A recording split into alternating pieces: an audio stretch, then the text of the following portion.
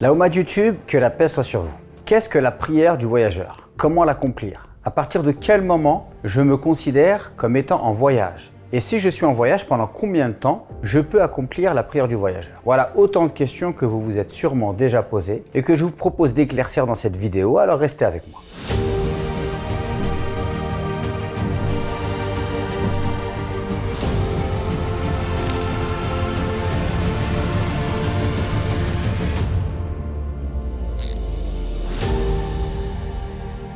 Avant de commencer cette vidéo, j'aimerais vous dire que lorsque vous allez étudier la prière du voyageur, sachez qu'il y a énormément de divergences parmi les savants. Par conséquent, je vais vous donner des avis qui font partie des avis qui ont été évoqués par les savants de l'islam, mais bien évidemment, on pourrait facilement me contredire en m'opposant d'autres avis. Mais pour rendre cette vidéo simple et claire, j'ai choisi de vous mettre en avant quelques avis sans vous évoquer les divergences. Pour cela, je me suis basé sur certains ouvrages de référence tels Al-Mughni de Ibn Qudama al-Maqdisi, qui est un livre de droit comparé dans lequel on évoque les différents avis, et c'est la méthode que j'ai choisie pour vous faciliter l'accès au savoir.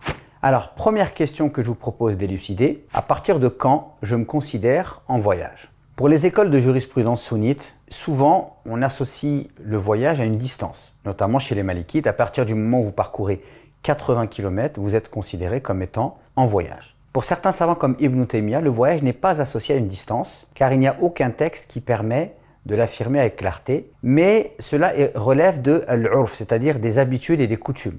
À savoir que si pour les gens de votre époque, si vous allez d'un point A à un point B, et que cela est considéré comme étant un voyage pour les gens de votre époque, alors vous êtes voyageur. Et si cela n'est pas considéré comme un voyage pour les gens de votre époque, vous n'êtes pas voyageur. Donc vous avez ici deux possibilités, vous basez sur les 80 km, ou vous basez sur l'avis d'Ibn Taymiyyah, rahimahullah, et bien sûr, il n'a pas été le seul à défendre cette position. Alors, deuxième question, si j'ai mis l'intention de voyager, à partir de quand je peux commencer à pratiquer la prière du voyageur? Imaginons qu'une personne décide de voyager, elle a fait ses bagages, elle est chez elle, et elle va à l'aéroport pour aller, par exemple, dans son pays d'origine, le Maroc, l'Algérie, la Tunisie, le Sénégal, le Mali, la Turquie. Eh bien, pour certains savants, à partir du moment où vous sortez de votre ville, vous pouvez vous considérer comme étant voyageur. Donc si vous habitez à côté de l'aéroport, mais que l'aéroport n'est pas dans votre ville, à partir du moment où vous arrivez à l'aéroport, vous êtes considéré comme voyageur et donc vous pouvez accomplir la prière du voyageur.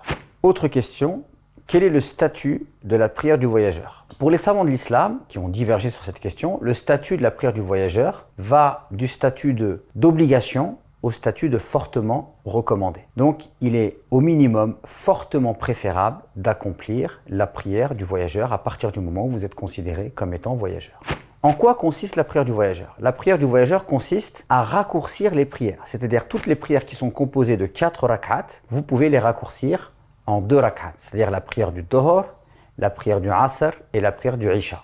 En ce qui concerne la prière du Fajr et la prière du Maghrib, on les fait comme à l'accoutumée.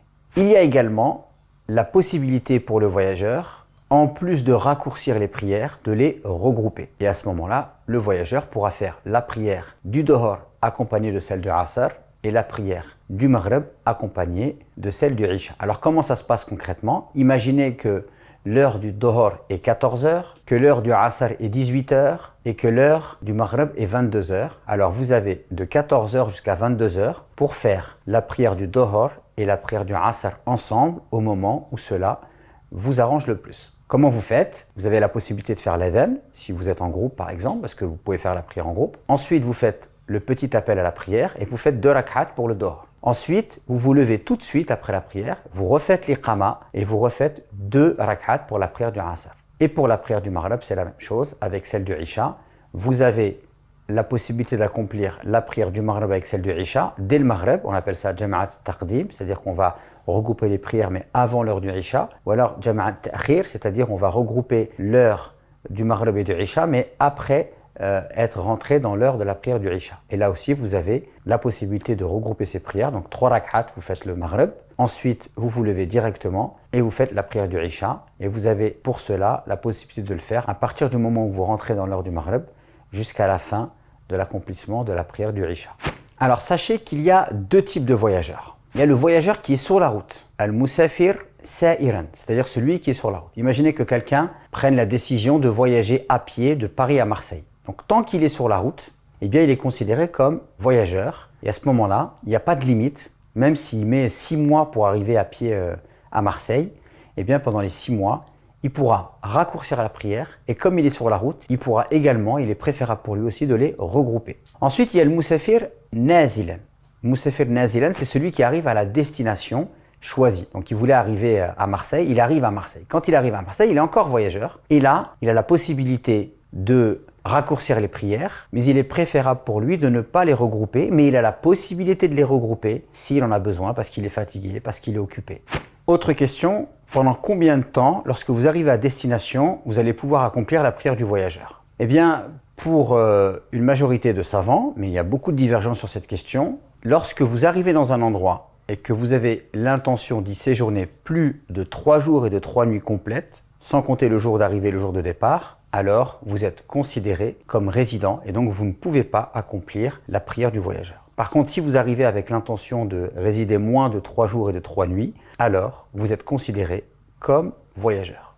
Une autre question maintenant, pour apporter plus de précision, si une personne arrive dans une destination et qu'elle ne sait pas combien de temps elle va y séjourner, et que même parfois elle peut être bloquée, elle aimerait rentrer chez elle, elle est bloquée et qu'elle ne sait pas quand est-ce qu'elle va pouvoir y retourner, alors elle sera considérée comme en voyage jusqu'à ce qu'elle puisse retourner chez elle.